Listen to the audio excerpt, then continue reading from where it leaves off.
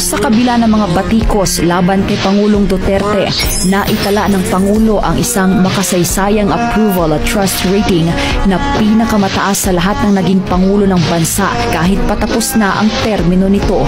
Matatandaan din na sa kabila ng global health crisis noong 2020, nanatiling world's most popular leader si Pangulong Duterte ayon sa article na inilabas ng UAE-based Gulf News. Dagdag pa ng Gulf News, ang approval rating ni Pangulong Duterte marahil ang pinakamataas na nakuha ng sinumang world leader dahil ang approval rating ng isa sa mga pinakamaimpluwensyang leader na si Russian President Vladimir Putin ay 60% noong Hulyo 2020.